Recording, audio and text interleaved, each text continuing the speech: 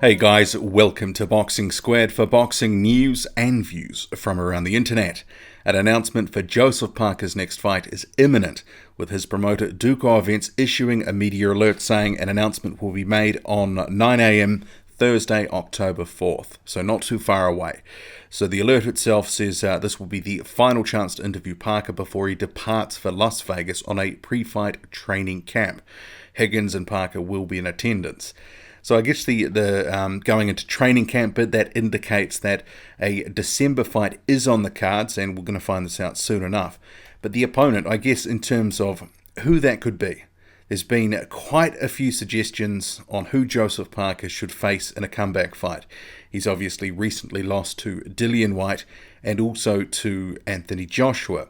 So I've been saying for a while I think he needs to come back with a win, because if he drops 3 on the bounce, well, that could be hard to come back for in terms of his profile, career-wise, building back up, because his ultimate goal is to get back to a title shot and win a title. And dropping 3 on the bounce, that will severely hurt those chances.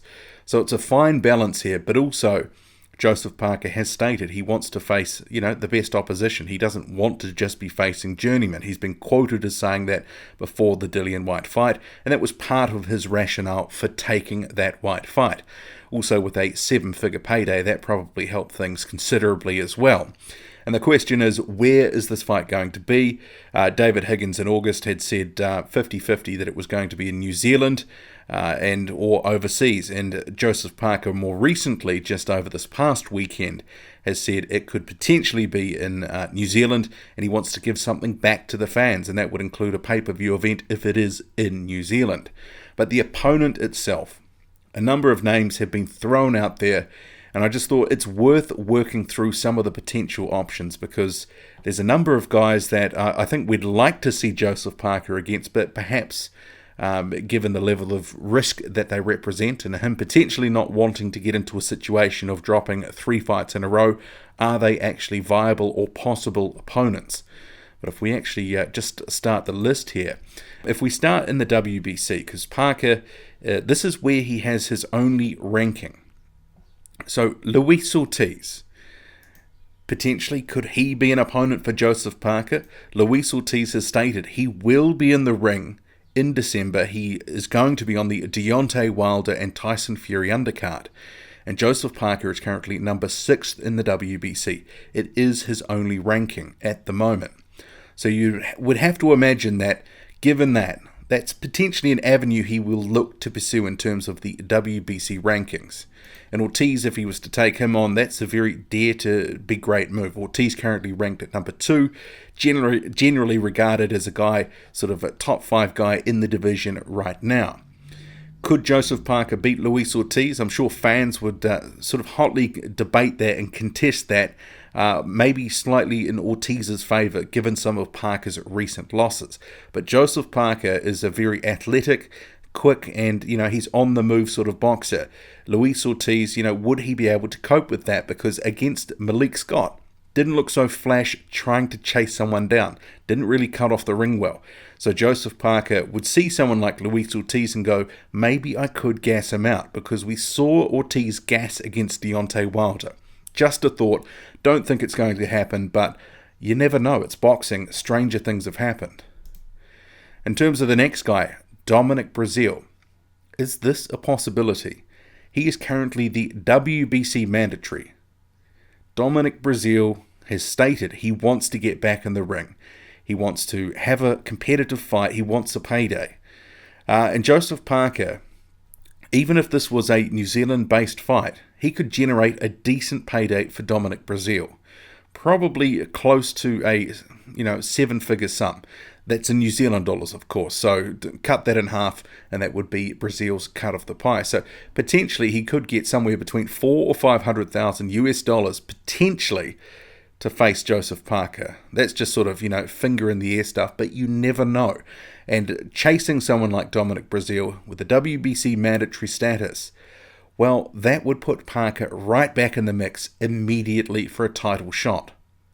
If he beats him, he'd go straight up to the top of the WBC rankings, or near the top. He's already near the top, but he'd climb higher and potentially take that Mando status from Breazeale.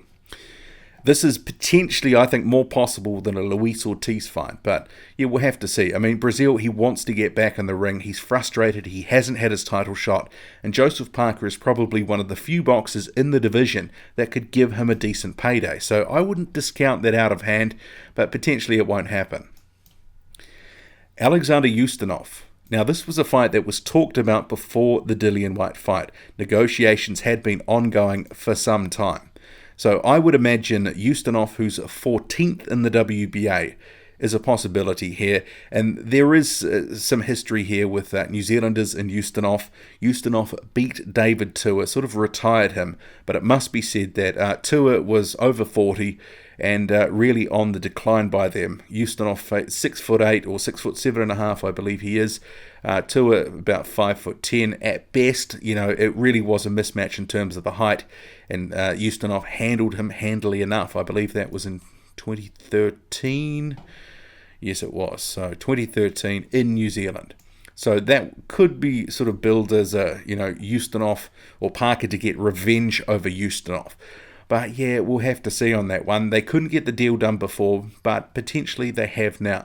Ustinov, some sort of name recognition, some credibility, and you would think after the performance against Manuel Chow, which was his last fight out, where he didn't look that good, that Parker should be able to blitz Ustinov in under 3 or 4 rounds. It's a possibility. Okay, Lucas Browne. This is another fight which is there for Parker if he wants it. Browne is coming off a loss to Dillian Whyte also. He's just had his first comeback fight at the end of September. There was actually a deal in place, or, to be signed by Parker if he wanted to sign it, to face Lucas Browne last year. But ultimately, Joseph Parker, held out, kept negotiating with Anthony Joshua, and fought Joshua in April or March of this year. So Lucas Browne, Joseph Parker, it's a fight that's there. It's a trans-Tasman clash. There is some appeal, but obviously Lucas Browne is up in age now, age 39, just got knocked out by Dillian Whyte earlier this year. He's had his comeback where he knocked out Julius Long, who actually resides in New Zealand now, but we'll have to actually see if that gets made.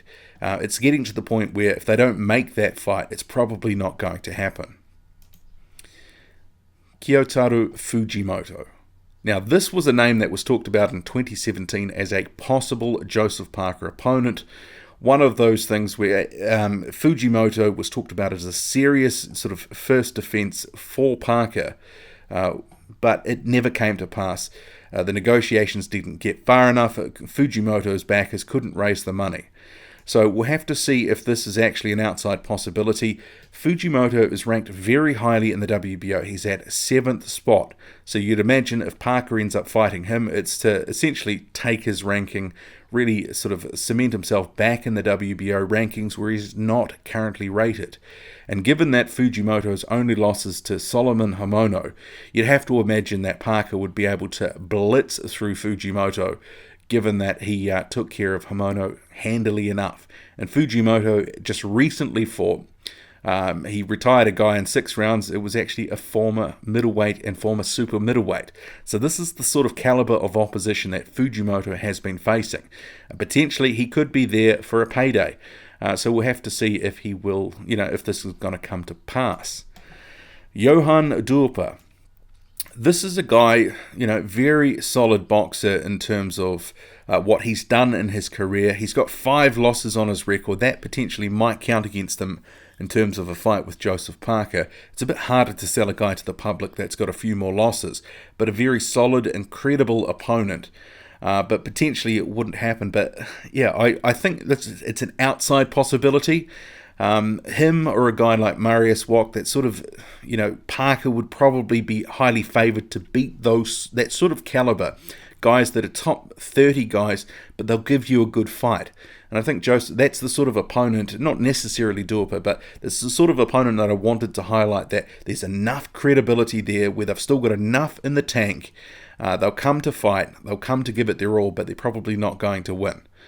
So yeah, Johan Duhaupas or someone like him in that sort of top 30 mould, is a potential.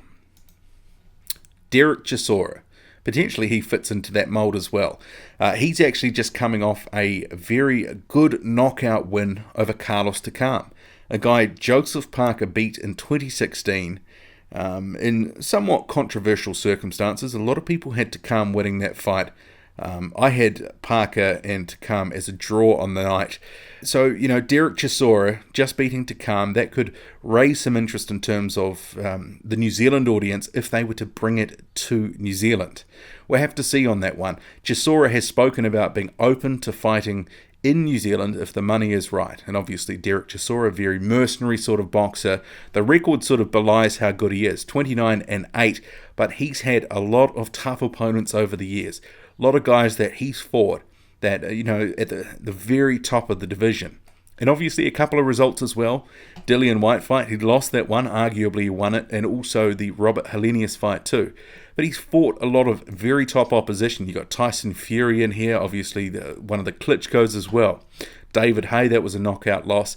But yeah, Dereck Chisora, a little bit of a career renaissance after that Carlos Takam win. He'll be looking to make some money, and it's an outside possibility.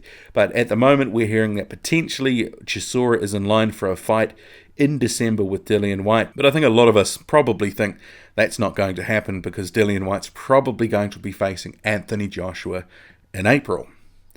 Another guy, sort of like what I was just talking about with Johann Dorper, Gerald Washing, top 30 sort of guy, comes to fight. But ultimately someone like Parker could take him out. A Gerald Washington type, Johann Dorper. He could probably still sell that fight and get a bit of credit for beating them. And I guess the last guy that I sort of thought, well, it's an outside possibility, is what about a rematch with Carlos Takam, who's now 35-5, gave Joseph Parker a very good fight in 2016. A lot of people thought he won that fight. But I think now in 2018, Carlos Takam's a couple of years older. He's not a couple of years better. He is definitely on the decline now. He's 37. He's dropped, 3 of his last 5 fights, including that one to Joseph Parker. 2 losses on the bounce here. But they would be able to sell that rematch if they were able to get Takam. There's some options there.